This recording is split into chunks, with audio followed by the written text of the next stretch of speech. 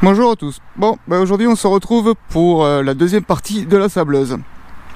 Donc là je suis en train de voir pour fabriquer le tuyau qui va me permettre de pouvoir se faire sortir le bicarbonate de soude pour faire de l'aérogommage entre guillemets, pour voir si ça fonctionne. Donc j'ai pris l'option de prendre ceci qui provient d'un vieux bec d'oxyacétylène.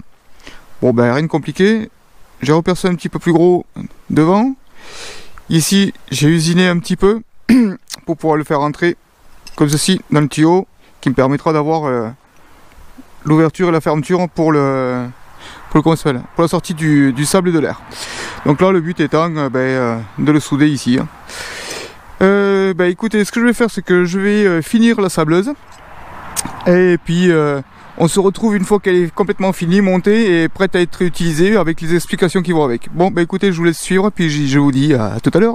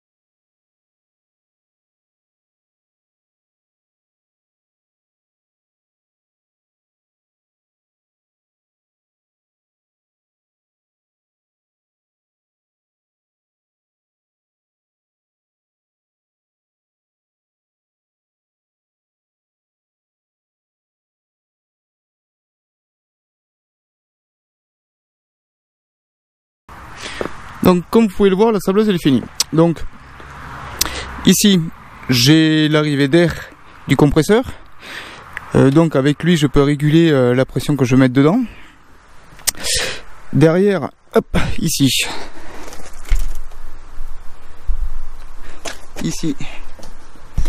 hop, ici, j'ai le tuyau qui descend. Le tuyau qui descend jusqu'en bas, ici, qui est relié en dessous de la bouteille. Et de ce côté, c'est la fameuse lance pour justement faire sauter le sable. Donc de ce côté, j'ai la vanne, hop, qui me permet de régler le débit du sable ou de ce qu'on utilise pour sabler. C'est pas compliqué, hein. Là, hop, après.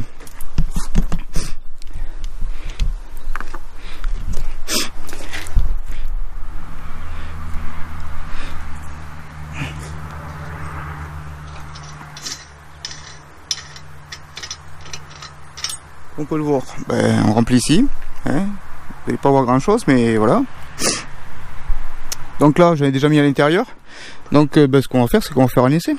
Écoutez, je vais vous montrer un petit peu 2-3 essais sur divers matériaux. On va faire un morceau de bois, un morceau de rouille et puis une canette de coca, manière de voir un petit peu. Voilà. Donc on fait ça, mais bon là je vais pas causer parce qu'avec le compresseur il tourne presque en permanence, même en permanence, c'est compliqué de causer. Donc je vais juste vous faire la démonstration, puis après je vous reprends pour en discuter. Donc à savoir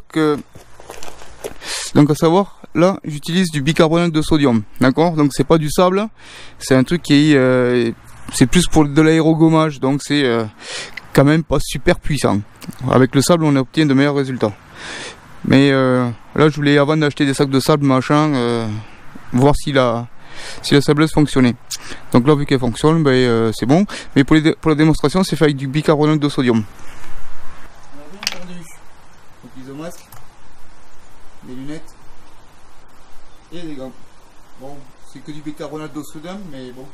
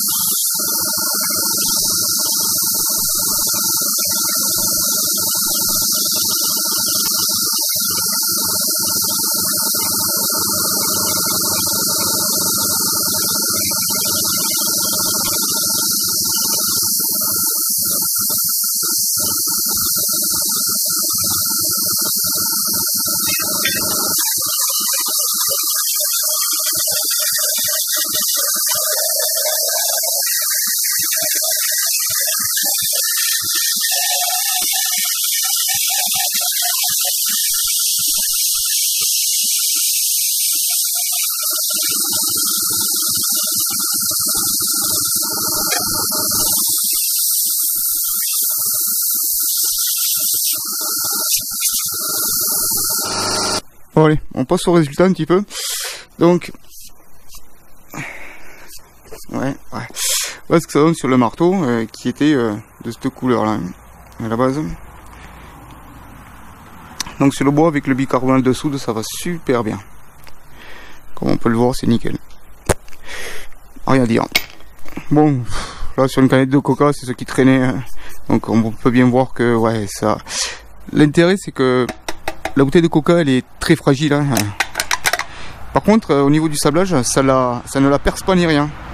Ça c'est vachement intéressant si on a des petits trucs un petit peu faibles à quoi ça s'appelle, à sabler, surtout sans les abîmer. Je trouve que l'histoire est intéressante avec le bicarbonate de soude.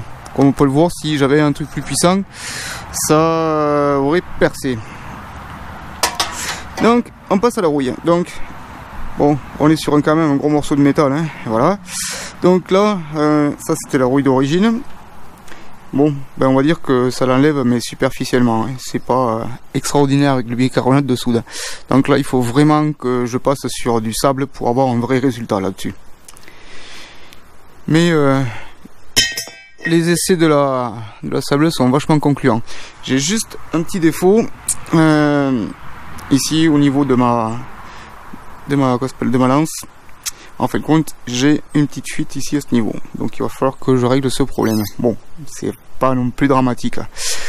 Après, ce bec là, c'est un bec de gaz oxyacétylène que j'ai repercé avec une petite mèche de 3.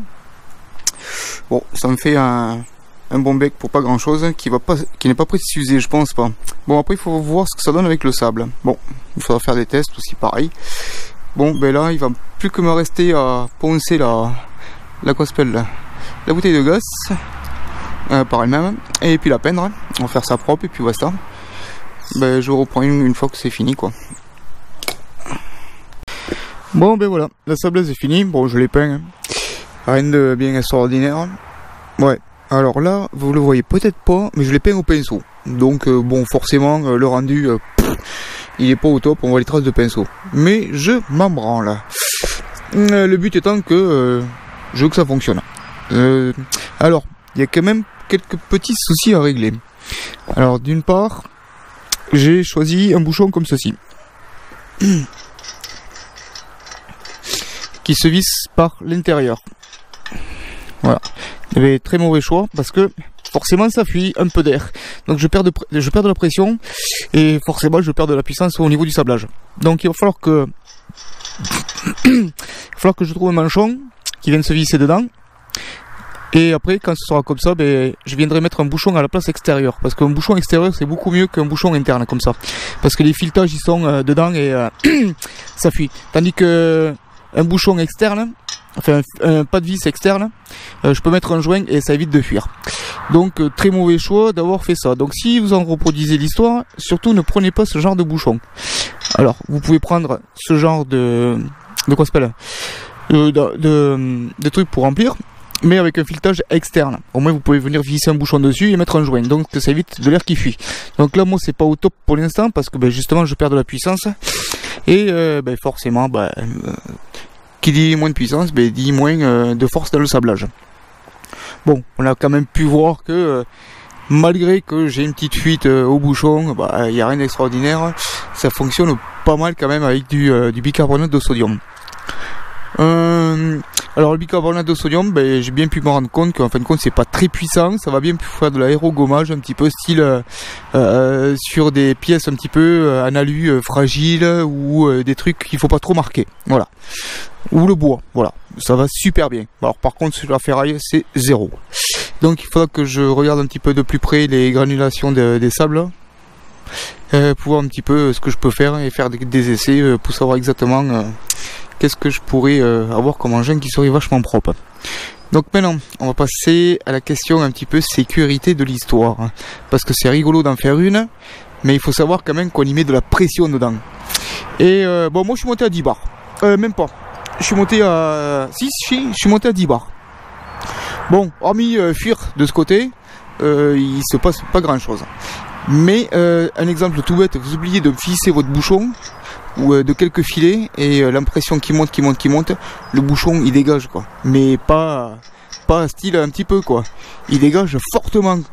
Donc il y a des chances de se blesser. Donc attention à ce que vous faites. Moi mes soudures, il n'y en a aucune des deux que j'ai faites ici là qui ne fuit. Du premier coup, aucun problème.